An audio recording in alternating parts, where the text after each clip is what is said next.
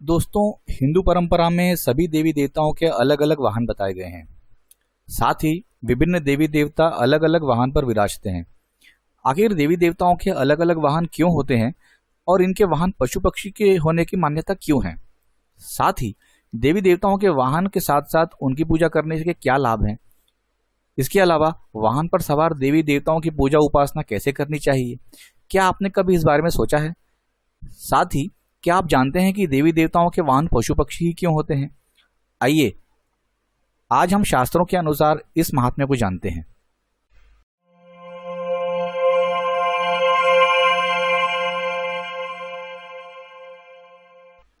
दोस्तों, ऐसी मान्यता है कि पशु पक्षियों की महत्ता स्थापित हो, इसलिए उन्हें देवी देवताओं के वाहन के रूप में स्वीकार किया गया।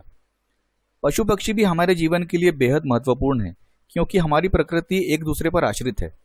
इसलिए पशु पक्षियों का भी अपना महत्व है। इसके अलावा प्रकृति का संतुलन बनाए रखने के लिए जितनी ज्यादा आवश्यकता मनुष्यों की है, उतनी ही ज्यादा आवश्यकता पशु पक्षियों की भी है। तभी प्रकृति का संतुलन बना हुआ है। इसलिए भी देवी देवताओं के साथ एक पशु या पक्षी का वाहन स्वरूप होना बताया गया है। साथ ही देवी देवताओं के वाहन के रूप में जो पशु पक्षी होते हैं, वो एक विशेष प्रकार की मानसिक शक्ति को दर्शाते हैं। दोस्तों, हम ऋषि मुनियों के श्रीमुख से सुनते आए हैं कि जिस देवी देवता में जिस गुण का आरोप किया जाता था, उसे उसी गुण वाला कोई पशु या पक्षी वाहन के रूप में दिया गया था। इसीलिए उनके वाहन भी अलग अलग हैं। हमारे धार्मिक ग्रंथों में हर एक देवी या देवता के विशेष वाहन का ब्यौरा मिलता है। जैसे देवी भागवत के अनुसार लक्ष्मी जी का वाहन उल्लू, माता दुर्गा का सिंह तथा शिव पुराण के अनुसार गणेश जी का वाहन चूहा और भगवान शिव का वाहन वृषराज नंदीश्वर महाराज आदि हैं। आध्यात्मिक दृष्टिकोण से इन वाहनों के रूप आदि में अत्यंत ही अद्भुत रहस्य व सूक्ष्म प्रेरणाएं छुपी हुई हैं, जिन्हें हर एक व्यक्ति को जानना चाहिए। तो आइए दोस्तों, हम अपने देवी देवताओं के वाहनों के विषय में विस्तार से जानते हैं। गणेश जी का वाहन चूहा स्वच्छंदता की स्थिति में अस्थिर होने का प्रतीक है। मन रूपी चूहे की एकाग्रता हो जाने पर संसार के सभी सुखों की प्राप्ति व ईश्वर तक पहुंचा जा सकता है। आत्मज्ञान से चंचलता पर लगाम लगती है और कहा भी गया है कि मन ही मानव के बंधन और मोक्ष का कारण है। भगवान शिव का वाहन वृषराज नंदीश्वर हैं, जो धर्म के बोधक हैं। नंदी महाराज का सफेद रंग सत्वगुण का प्रतीक है और उनके 4 पैर धर्म के 4 स्तंभ हैं, यानी दया, दान, तप और शौच। इनका पालन करके हम शिवलोक की प्राप्ति कर सकते हैं। माता सरस्वती का वाहन हंस है। पक्षी श्रेष्ठ के रूप में वे सर्वपूज्य हैं। नीर, क्षीर, विवेक एवं मोती चुगना उसकी विशेषता है। इन गुणों को अपनाकर ब्रह्मपद पाया जा सकता है।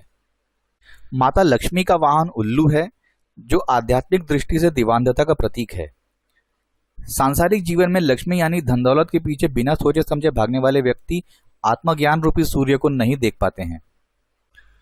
माता दुर्गा के वाहन सिंह है, जो बल और पौरुष के प्रतीक हैं। चूंकि सिंह हिंसक प्राणी है, इसलिए देवी के उपासक में सिंहत्व के गुण आ जाते हैं।